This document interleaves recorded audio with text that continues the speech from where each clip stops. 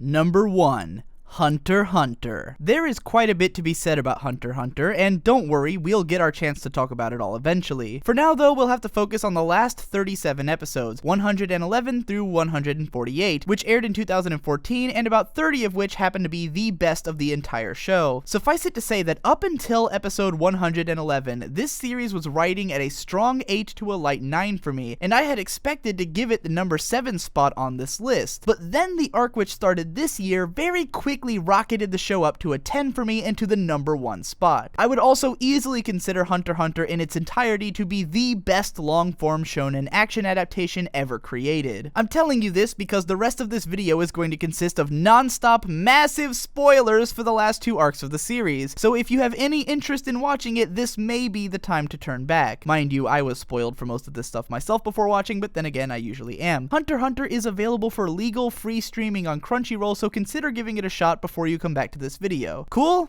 Everyone gone? Only Hunter x Hunter fans left? Alright. Dude. Dat Chimera Ant arc though. Even though I'd been continually warned about how the Chimera Ant arc would basically cut away from the entire rest of the story to focus on another thing for 70 episodes, I don't think anything could have properly prepared me for just how jarring that transition would be. It took a while for the Chimera Ant arc to win me over, but around the time that Netaro's team came into the picture and started fighting the ants in earnest, it also started to grab my attention. Where it really got to me though was with the castle storming arc. I would love to have seen the faces of the Jump editors when Togashi told them that he'd be setting volumes of material in the span of about 2 minutes of action, or that it would consist mostly of dialogue, or that he was going to take 10 hiatuses and turn in half-finished drawings, and I'm glad he went through with it because the result is something truly unique and interesting which Madhouse brought to life beautifully in animation. The castle storming arc is basically one big experiment in chaos theory, like watching someone break a pyramid of billiard balls in slow motion at 4 different camera angles. Every single millisecond of action experienced by each character has an effect on everything else that's happening, and all of it is analyzed for us in detail along the way.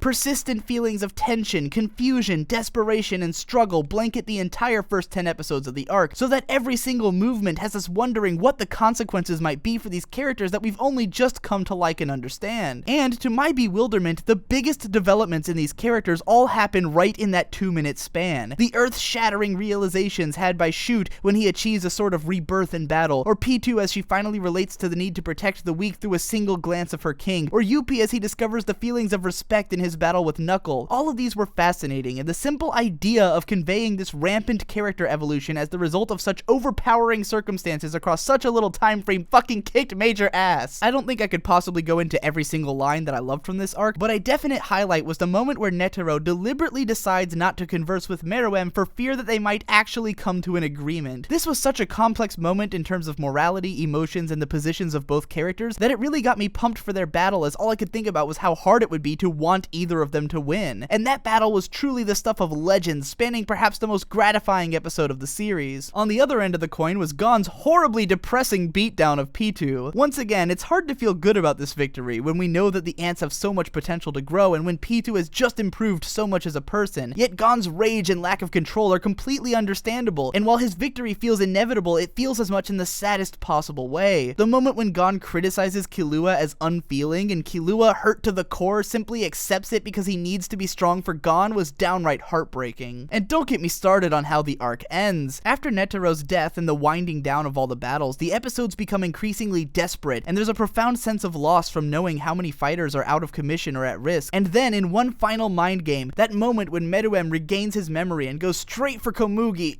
Ugh! That last scene though. Did you cry? I totally didn't cry. Not at all. Shiapoof was a magnificent asshole, Ikalgo's arc was pretty fun, Welfine was an oddball at first but got a surprisingly satisfying resolution, Moral and Knuckle made great support characters, Nav coming back after aging like 50 years in fear was fucking awesome, and Palm looked way cooler post-transformation. Everything was amazing and perfect, and I was on the edge of my seat for like 26 episodes straight. By the way, if you watched this show while it was airing, I cannot recommend highly enough that you rewatch this arc in one sitting. The entire thing flows together really well and is a lot easier to keep track of when you're watching it all at once. My brother Victor had watched it while it was airing and said that it could be frustrating a lot of the time when you'd be hoping for Gon to finally fight and end up with an episode of Welfine monologues, but when we watched it all at once, he said that it improved his experience greatly and flowed a lot better. Also, I don't know if it helped, but I was drinking the entire time, and goddamn that was a good night. The Hunter election arc was pretty good, though while I thought Killua's little sister, brother thing was adorable, I didn't care much for for the subplot about Illumi chasing Killua around. I feel like every time Togashi tries to incorporate Killua's family into an arc, he can't really create any drama since all of them are so goddamn overpowered, so it ends up feeling like a waste of time. Still, the election stuff was pretty fun, what with Pariston being such a complete fucking bastard, and getting to have Jing around and finally have him meet Gon was nice. The final episode with Gon and Jing was pretty damn cool, and I really feel like Jing's line about enjoying the little detours was Togashi's way of explaining the entire ethos of his writing. I wouldn't even be surprised if Jing was like his self-insert character. My brother and I agreed that this would not be a terrible place to end the series for good. Since Gon essentially reached his goal, Killua's character arc has basically gone everywhere that it can, and Kurapika and Leorio seem to have essentially made it on their missions. Still, I won't be totally satisfied until we know what's going on with Chrollo and until Hisoka finally gets to fight Gon, but considering that Togashi is on hiatus again and that the current arc of the manga is entirely about Jing, I'm not getting my hopes up for anything. I'll take what I can get for now. So anyways, that about wraps up my thoughts on the last 37 episodes of Hunter x Hunter, and I hope it was at least somewhat cathartic for those of you who love this show as much as I do. I look forward to talking about it again in the future, and I'd love to know what you thought of it down in the comments. Thanks for watching my entire top 20 anime of 2014 list, and stick around on my channel because I've got much bigger and better plans in store for 2015. See ya then.